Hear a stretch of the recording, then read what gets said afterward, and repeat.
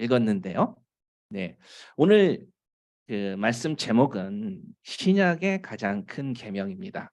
신약의 가장 큰 계명. 뭘까요? 다들 아시는 것처럼 사랑입니다. 사랑이죠. 그중에서 오늘은 내 이웃을 내 몸과 같이 사랑하라라고 하셨던 그 말씀을 좀 집중하려고 합니다. 이 말씀을 집중하면서 결론적으로 저희가 어떻게 실질적인 사랑을 적용할 수 있는지까지 또 함께 나눌 수 있으면 좋을 것 같은데요. 예. 우리 교회 안에서 사랑을 이렇게 나눌 수 있는 그런 구체적인 예시들도 이렇게 열매를 맺어지는 그런 시간까지 될 줄 믿습니다. 우리 안에서 각자 다른 모양을 가지고 우리 서로 다른 모습으로 한 몸이 되었습니다. 그렇지만 우리 서로서로가 다른 지체들의 모습인데요. 누군가는 어떤 보살핌이 필요하고 누군가는 도와줄 수 있고 다양한 그런 모습들이 있습니다. 그것이 사랑을 나눌 수 있는 어떤 장이 되는 거겠죠. 교회는 바로 하나님의 말씀을 순종할 수 있는 사랑의 말씀을 사랑하라는 말씀을 순종할 수 있는 장이 됩니다.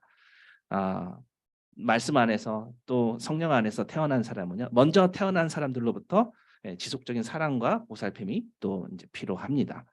아, 그래서 교회가 누구에게 이렇게 사랑이 집중되거나 또 누군가 사랑을 집중받거나 그러지 않고 골고루 나눠지는 게 교회 이상적인 모습이고요.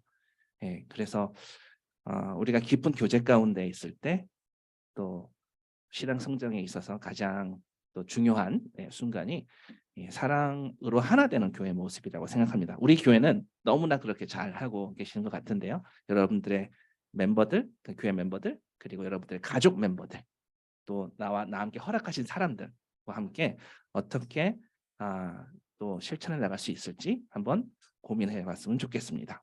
네. 어, 오늘 말씀은요. 내 이웃을 내 몸과 같이 사랑하라 이 말씀을 좀 집중해 보려고 하는데요. 이 계명은 이제 집중해서 보면은요. 굉장히 그 엄청난 말씀들로 둘러싸여 있어요. 그렇기 때문에 먼저 주변 배경을 생각하지 않고 그냥 이 말씀만 이해한다면 좀 아쉬운 게 있어요. 그래서 그 부분을 좀 성경 공부처럼 이렇게 진행하려고 하는데요.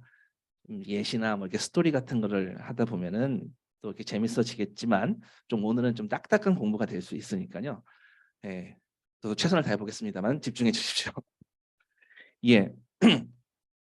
자, 제가 놀라운 사실 두 가지를 이제 말씀을 보면서 깨닫게 되었는데요. 하나님의 말씀에서 가장 큰 계명이 어떤 것인지 주님이 뭐라고 말씀하셨는지를 보면은 좀 놀라운 점이 있어요. 36절에서 바리새인이 율법에서 가장 큰 계명이 무엇입니까?라고 질문을 하죠. 그때 예수님은 신명기 6장 5절을 인용해서 대답을 하십니다. 신명기 6장 5절 너는 마음을 다하고 뜻을 다하고 힘을 다하여 내 하나님 여호와를 사랑하라. 예. 그리고는 이 계명을 질문자가 요청했던 것보다 사실 더 한 단계 올려서 예수님의 말씀을 덧붙이세요. 그러니까 질문자가 질문한 거랑 예수님이 답하신 거랑 레벨이 좀 달라요. 보면은 어느 것이 큰 계명이냐라고 질문은 그랬거든요. 어떤 것이 더 큽니까? 라고 했거든요. 그랬더니 예수님은요. 이것이 크고 덧붙이죠. 뭐라고 덧붙이죠? 첫째 되는 계명이다. 으뜸되는 계명이다라고 말씀하세요. 어, 왜 덧붙였을까? 이 부분을 한번 같이 보았으면 좋겠습니다. 가장 크고 가장 중요한 것은 지금 하나님을 사랑하라는 그 명령이죠. 그 계명이죠. 그래서 우리가 가장 최고의 소명이 있다면 바로 하나님을 사랑하라는 거. 그 이상의 더 중요한 소명은 없다. 왜냐하면 그것이 가장 크고 으뜸된다라고 주님이 말씀하셨습니다. 그리고 주님은요. 이것을 가장 최상급수로 말씀하셨거든요. 그리고 또 놀라운 사실은 뭐냐면요. 이 두 계명에는 온 율법과 선지서 전체가 그러니까 말씀 전체가 달려 있다. 이렇게 말씀하신 부분이에요. 구약 성경에서 그 계명이라고 하나님의 명령이라고 하는 것은요. 어떤 의미에서는요.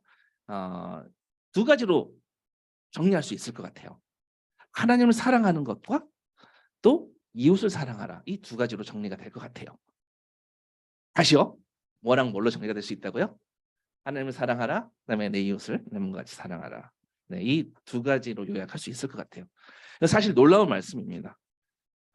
근데 이 두 계명이 뭐라고 말씀하시냐면은 모든 성경이 바로 요것에 이 사랑하라라는 요 계명에 달려 있다라는 거예요. 요 부분을 조금 자세히 살펴보려고 하는데요. 바로 성경 말씀의 뿌리와 그 디자인에 대해 정말 중요한 것을 보게 될 거라고 믿습니다. 성경 말씀의 뿌리가 사랑에서부터 나온다라는 하나님의 이 말씀인데요. 오늘 이걸 좀 자세히 보려고 합니다. 자, 이웃을 내 몸과 같이 사랑하라라는 이 말씀에 더 우리가 고민하기 전에 일단은 좀 느껴야 할 엄청난 것들이 있어요. 먼저 이 명령 자체가 내 이웃을 내 몸과 같이 사랑하라는 이 명령 자체가 얼마나 말도 안 되는 명령인지 그거를 우리가 느껴봐야 돼요. 뭐냐면요. 이 말씀은 어떤 강도냐면요. 내 이웃의 필요와 또 부족함과 또 여러 가지 느끼는 점들을 나도 그 사람처럼 느끼라는 얘기거든요. 한마디로 이게 가능한 일은 아니지만 그냥 상상하면서 얘기해 볼게요. 우리의 이 피부 가죽을 벗기는 거야. 쫙 벗겨서 쫙 뜯어서 내 옆에 있는 사람한테 쫙 입히는 거예요. 그리고 말도 안 되는 표현인데요. 그 사람이 어떤 감정을 느끼든 내 피부가 다 느끼는 거예요. 그러니까 그 정도의 수준을 요구하시는 거예요. 내 이웃을 내 몸과 같이 사랑하라. 좀 이해할 수 없는 수준이죠. 네, 정말 말도 안 되는 엄청난 계명이에요. 그 정도로 내 이웃을 내 몸과 같이 사랑하라라는 게 이게 말도 안 되는 것이 좀 느껴져야 돼요.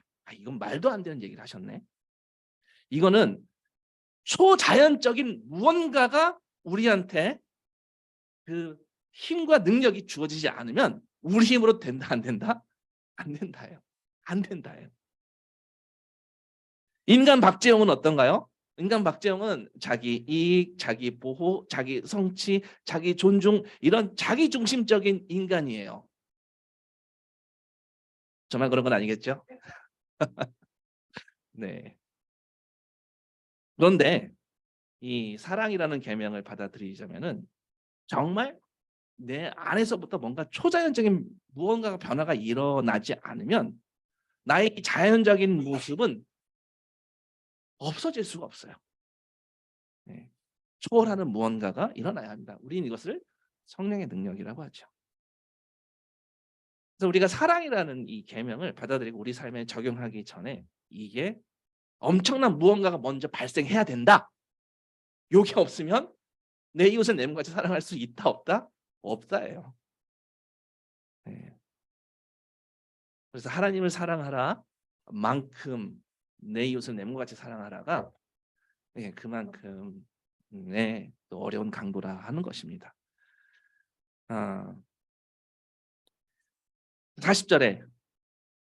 40절에 이 하나님을 사랑하고 내 이웃을 내 몸과 같이 사랑하라는 두 번째 이 내 이웃을 내 몸과 같이 사랑하라는 게 우리의 자연적인 우리의 성품으로는 되지 않는 거라고 했어요. 이 말도 안 되는 것이 가장 크고 중요한 계명이라고 합니다. 똑같이 이와 같이라고 하셨어요.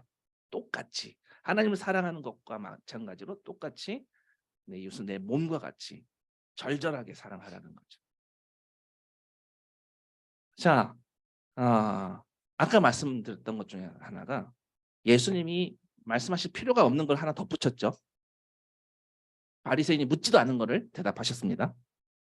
어느 계명이 크냐고 이제 물었는데, 그러니까 어떤 게 중요하냐고 물었는데, 예수님은 그것보다 더 한 단계 더 첨가해서 추가해서 말씀하셨어요. 바로 이 계명이, 이 사랑하라는 계명이 이 얼마나 중요한지를 최대한 강조하고 싶어서였던 것 같아요. 이것이 크고 첫째 되는 계명이요라고 하시고, 그 다음에 내 자신을, 내 이웃을, 내 자신을 사랑하듯이 내 이웃을 사랑하라고 하는 계명은요, 거기에 이와 같이라는 말이 들어 있거든요. 이와 같이. 그러니까 하나님을 사랑하는 거에 준한 만큼 이와 같이 똑같이 내 이웃을 내 몸같이 사랑하라. 둘째도 그와 같으니. 이 정도면 이제 동급이라는 거죠. 우리에게는요, 다시 말해서 가장 큰 계명, 하나님을 사랑하라, 또 내 이웃을 내 몸과 같이 사랑하라. 예, 이 두 번째로 큰 계명이 아니라 동일하게 큰 계명이라는 거예요. 첫째, 둘째가 아니라 동일하게 으뜸되는 계명이라는 거예요. 예수님 거기서 멈추지 않으셨습니다. 이것이 얼마나 중요한지를 깨닫기를 원하셔서 추가로 더 말씀하세요. 우리는 좀 이 부분이 좀 궁금해야 됩니다. 좀 더 깊이 묵상해봐야 되는 부분인데요. 생각하다서 이걸 좀 두 주로 나눠서 설교를 할까라고 했는데요. 아무튼 예, 이 두 계명에는 하나님을 사랑하고 내 이웃을 사랑하라는 이 계명에는요, 율법과 선지서 전체, 그러니까 성경, 구약 성경 전체가 이 두 계명에 달려 있다라고 덧붙이세요. 자, 여기까지 잘 따르고 계시나요? 제가 세 가지가 지금 머릿속에 남으셔야 돼요. 첫 번째, 하나님을 사랑하는 것이 가장 첫째이고 가장 큰 계명이고, 둘째, 내 이웃을 내 몸같이 사랑하는 것이 그만큼 크고 으뜸되는 계명이고요. 그리고 세 번째로 이 두 계명에는 모든 구약 성경, 그러니까 당신은 구약 성경 지식, 우리에게는 신약 성경까지 포함입니다. 모든 성경 말씀이 다 여기에 매달려 있다, 여기에 의존하고 있다라는 이 얘기예요. 이게 무슨 뜻일까요? 무슨 뜻일까요?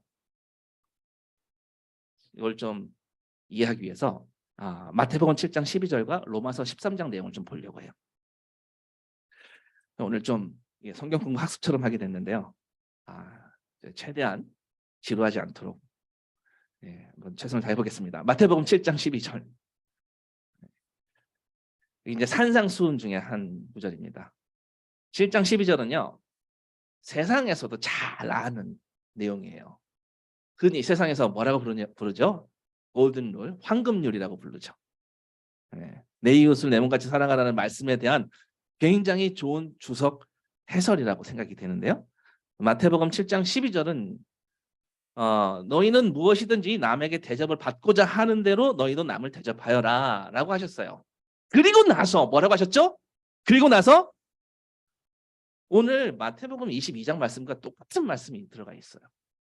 이것이 율법과 예언서의 본뜻이다. 율법과 선지자이다. 그러니까 율법서와 모세오경과 선지서, 그러니까 성경 전체에 대한 가장 근본적인 뜻이다라고 해요.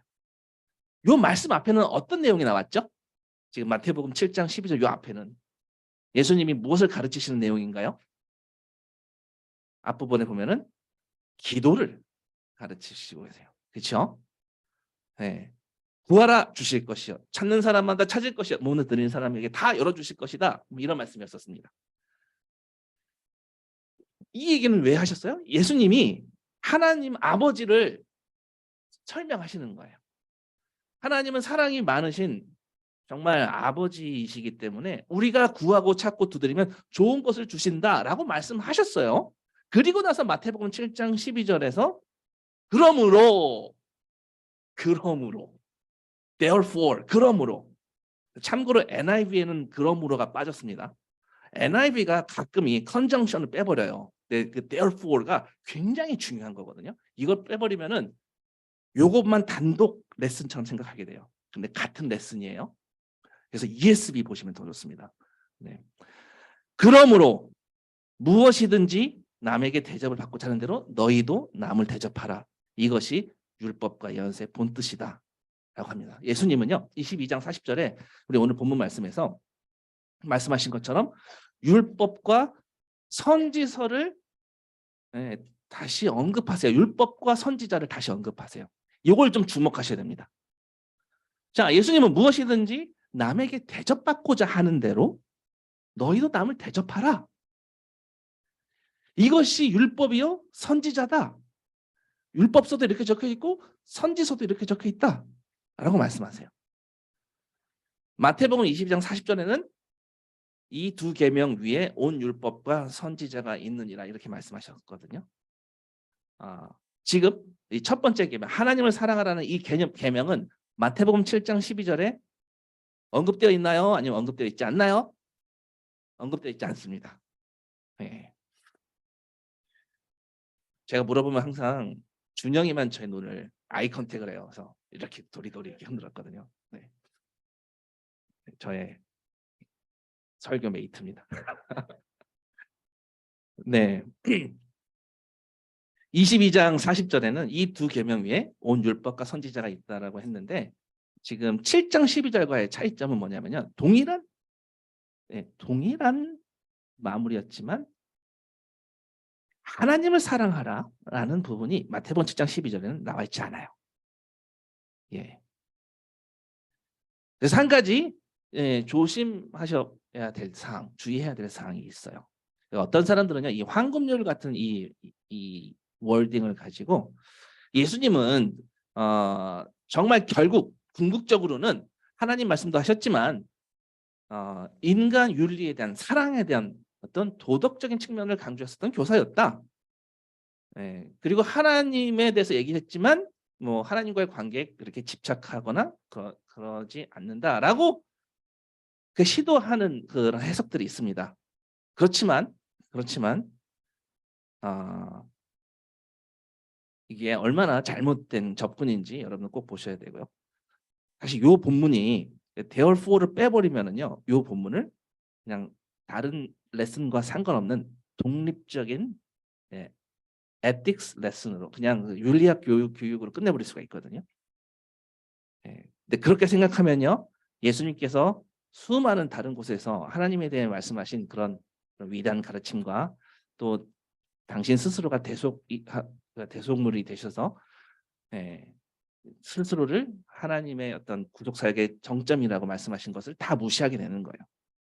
뿐만 아니라 오늘 본문의 문맥도 무시해서 그랬기 때문이요. 본문 문맥은 뭐냐면요. Therefore, 그러므로예요. 그러므로 너희는 무엇이든지 남에게 대접을 받고자 하는 대로 너희도 남을 대접하여라. 이것이 율법과 예언서의 본뜻이다. 이 구절이 의미하는 것은요. 다시 말해서 이 황금률은요. 우리를 사랑하시고 우리의 기도에 응답하시며 우리가 구할 때 좋은 것을 주시는 아버지 하나님과의 관계에 달려 있다. 이거의 전제예요. 그러므로가 이어지는 거예요. 사실 이것은요. 우리가 우리 자신을 사랑하듯 이웃을 사랑할 수 있는 방법에 대한 매우 중요한 열쇠이기도 합니다. 그래서 아버지의 그 공급하시는 이 사랑과 역사로 바로 황금률이라는 이 법칙을 낳는 거죠. 우리를 향한 그분의 사랑과 그분을 신뢰하고 기도하는 우리의 사랑이 바로 황금률을 실천할 수 있는 힘의 원천인 것입니다. Therefore. 그래서 이 본문 때문에 예수님을 단순한 어떤 도덕 교사로 바꾸어서 설명할 수는 없는 거죠.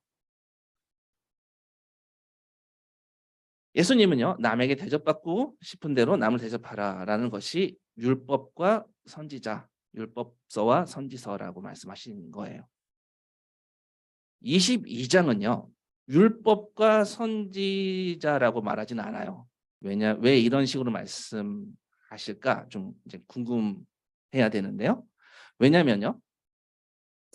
사람들이 그렇게 그러니까 사랑하는 것을 그러니까 황금률을 이행하는 것이 그 율법과 선지서들이 뜻하는 중요한 어떤 그런 가시적인 비주얼한 디스플레이라고 이제 생각하거든요. 그러니까 무슨 말이냐?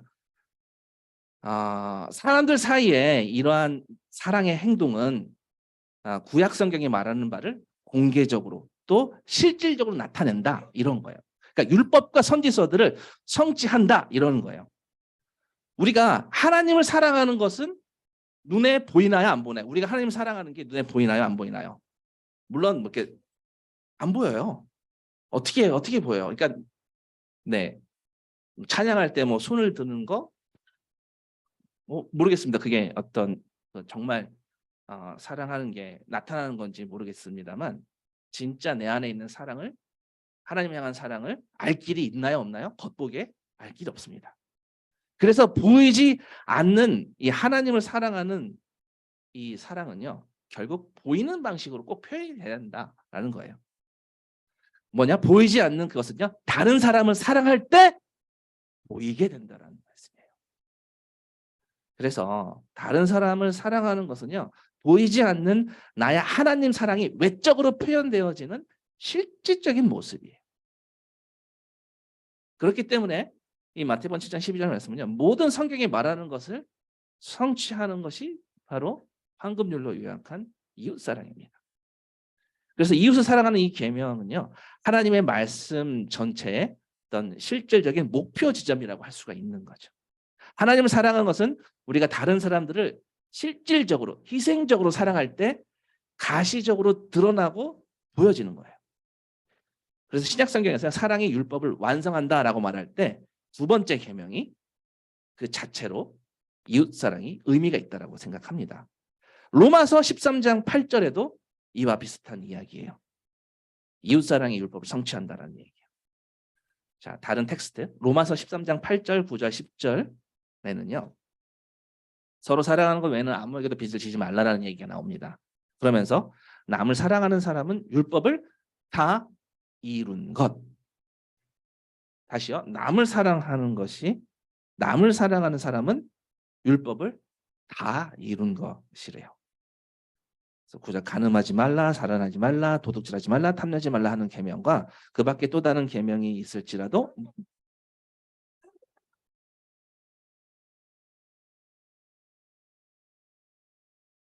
꺼주세요. 네. 13장 8절, 9절, 10절인데요. 네, 지금 9절 읽다가 시리가 대답했습니다. 네. 그 밖에 또 다른 계명이 있을지라도 모든 계명은 내 이웃을 내 몸과 같이 사랑하여라 하는 말씀에 요약되어 있어요. 10절 사랑은 이웃에게 해를 입히지 않는다. 제가 지금 세 번역으로 읽고 있거든요. 그러므로 사랑은 뭐라고요? 율법의 완성이다라고 돼 있어요. 율법의 완성입니다.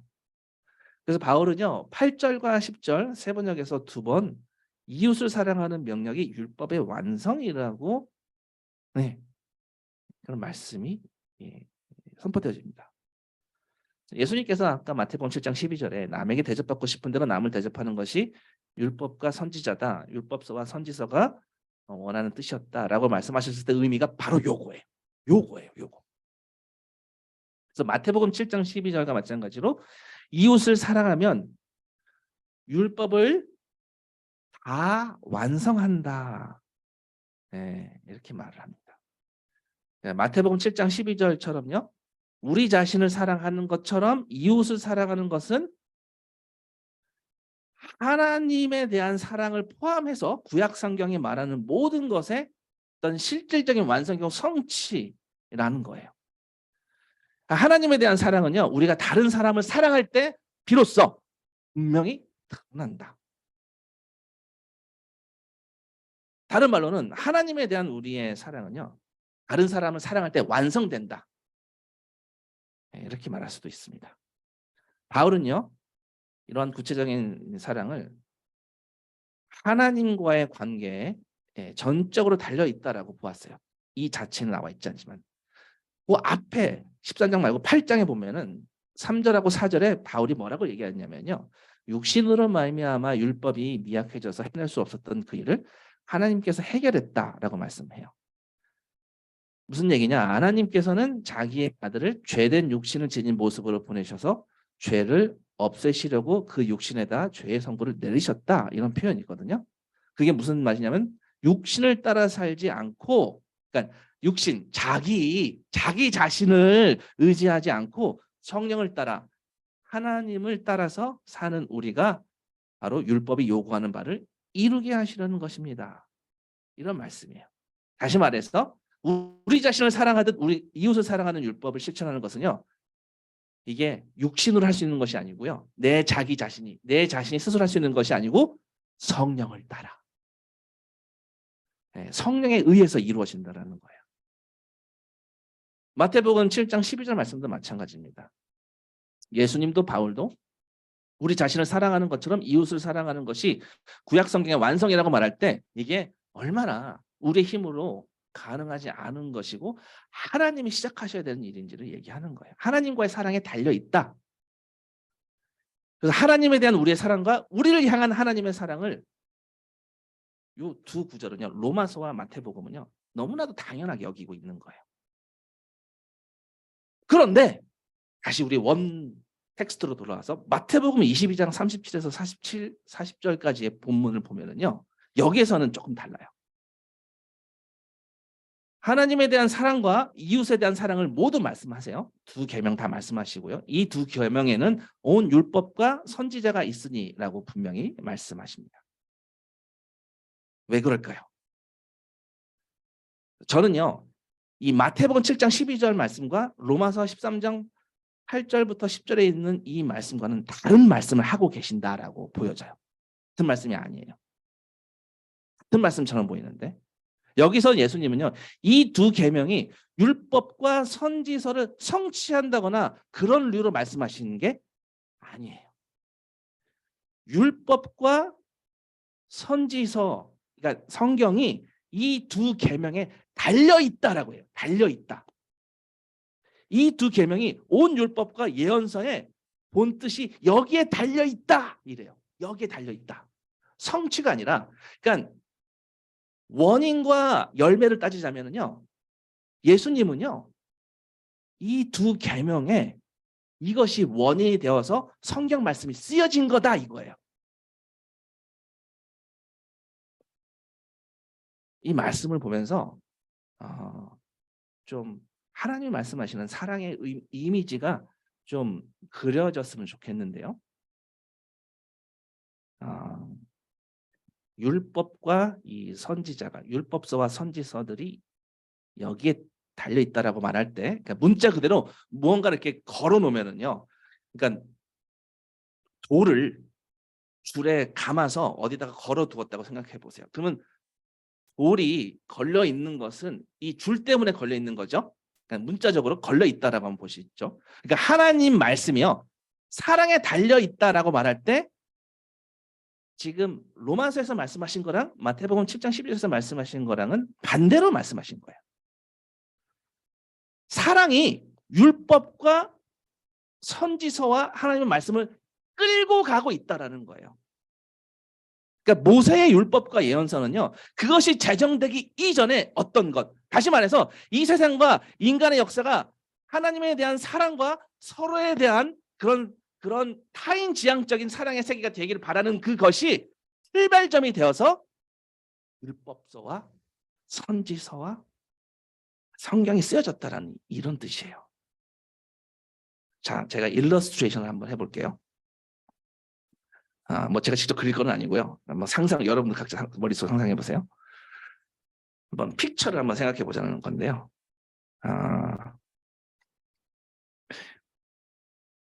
어떻게 하면 좋을까 하냐면요, 그 두루마리를 하나 상상해 보세요. 두루마리, 스크롤, 돌돌돌돌 말려져 있는 스크롤, 두루마리. 그러니까 이 두루마리 안에 이 창조에서 뭐 구속, 완성, 이 모든 하나님의 이 역사, 이 역사를 마치 요한계시록 5장에서 요한이 본 것처럼 인봉된 두루마리로 한번 생각해 보자는 거예요. 그리고 그 두루마리 내용은 다 율법과 선지서와 성경 말씀이다. 신약 성경까지 다 포함해서 이렇게 한번 상상해 보세요. 그리고 이 두루마리에는, 이 스크롤에는요, 하나님의 계명과 약속과 함께 역사 속에서 하나님의 어떤 이 땅을 향한 뜻과 목적에 대한 이야기가 기록되어 있다라고 생각해 보세요. 하나님의 모든 것이 적혀 있다라고 생각해 보세요. 그러니까 마태복음 7장 12절하고 로마서 13장 8, 9, 10절은요. 하나님의 백성이 자신을 사랑하는 것처럼 이웃을 사랑할 때 이 두루마리의 목적이 성취되고 있다라고 말을 하는 거예요. 그와 달리 마태복음 22장에는요. 이 두루마리가 어디에 걸려 있는지 보라는 거예요.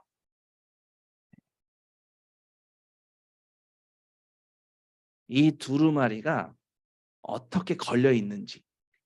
요한계시록 5장에 나오는 이 천상에서 하나님의 이 두루마리가 딱 펼쳐질 때 그게 어디에, 아까 제가 매달아 놓은 걸 한번 상상해 보라고 하셨던 것처럼, 그러니까 배너를 이 양 끝에, 그러니까 두루마리가 이게 스콜이죠. 이 끝과 저 끝에 끈을 매달아 놔서 이 스크롤이 쫙 열리는 거예요. 그러니까 그 장면 한번 상상해 보자는, 천국에서의 장면 상상해 보자는 거예요. 이 양 끝에 이 고정된 이 줄이요. 우리에게 이 줄을 무엇이라고 설명하시냐면요. 이 줄의 끝에 하나님의 그 보좌 양편에 있는, 너는 마음을 다하여 목숨을 다하여 뜻을 다하여 주 너의 하나님을 사랑하라 라는 그 보좌의 한쪽 끝과 또 다른 쪽에는 내 이웃을 내 몸과 같이 사랑하라 라는 말씀에 이 끈이 거기에 달려서 모든 율법과 선지서와 성경 말씀이 다 거기에 적혀 있다는 거예요. 그러니까 그 사랑하라라는 그 두 축이, 두 위대한 계명이 모든 성경을, 하나님의 모든 역사, 하나님의 모든 뜻과 시작과 과정과 종말과 모든 것들을 다 매달아 놓고 있어요. 그런 의미예요. 구속사, 뭐 율법서, 신약성경, 구약성경, 하나님 아버지의 모든 계획과 또 앞으로 장차할 모든 행위들, 그리고 새 예루살렘에서 벌어진 모든 일들, 그것이 다 그분이, 하나님께서 자기 백성에게 사랑받고 또 하나님의 백성인 우리가 서로 사랑하는 것에 달려있다. 그다음에 모든 창조, 모든 구속, 모든 완성, 모든 종말, 모든 역사는 이 두 가지의 위대한 목적. 다시 말해서 우리가 온 마음을 다해 하나님을 사랑하고 그 사랑이 넘쳐서 서로를 사랑한다라는 이 두 가지에 달려있다라고 해도,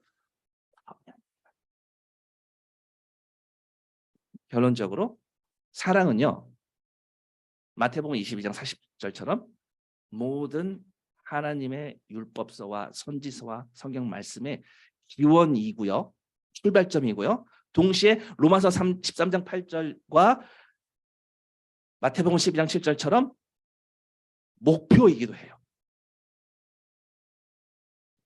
하나님께서 바로 성경에 하나님의 혼을 주신 이유와의 시작이고 끝이라는 거예요.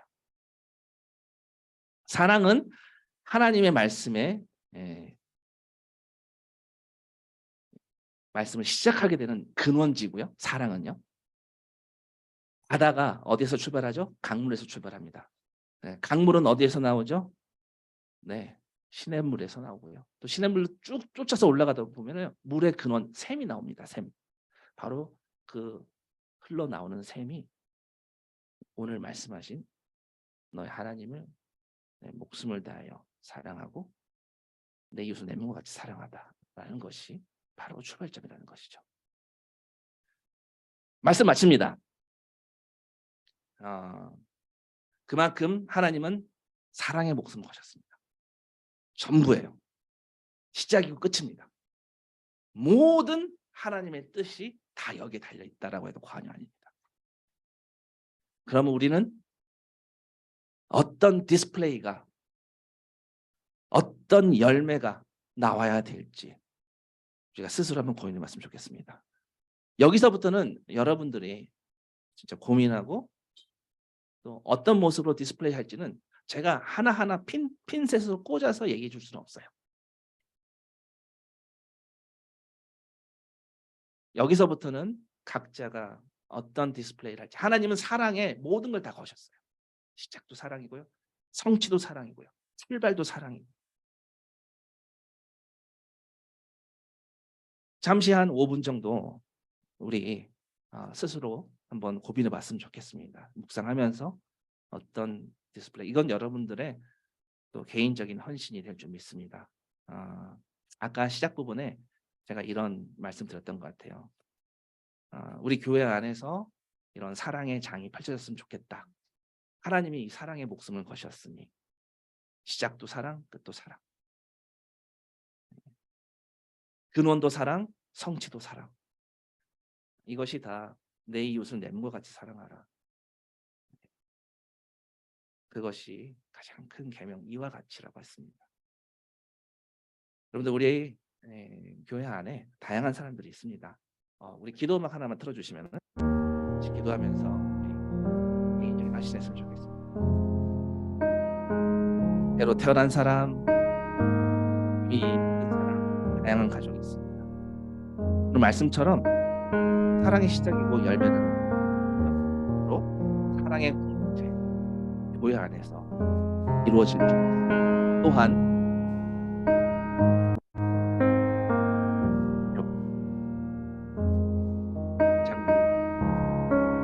본질적인 소명이 있는 것이죠. 여러분들이 하나님으로부터 보냄받은 것, 여러분이 직접 사랑의 시작이고 열매라는 말씀은요, 우리가 함께 있는 한 몸에 많은 지체가 있습니다. 그 지체를 연결하는 끈은 바로 사랑. 그래서 우리 모두가 사랑을 주고받는 교제의 관계 안에 있는 것이 하나님의 뜻이고 열매입니다. 어떻게 보면은 우리의 신앙 성장에 있어서 가장 중요한 서바이벌 킷입니다. 우리가 믿음의 삶을 하면서 신앙 성장의 서바이벌 킷에 대해서 많이 배우고 있는데요. 그 중에 하나가 교회입니다. 모이기 힘쓰고 모여서 모이는 것만이 아니라 사랑하고 하나 되고 섬기고. 저는 여러분들이 이렇게 팔럽 같은 거 사인업 해주시는 거 너무 사랑하는 마음이 느껴져요. 너무 귀한 공동체입니다.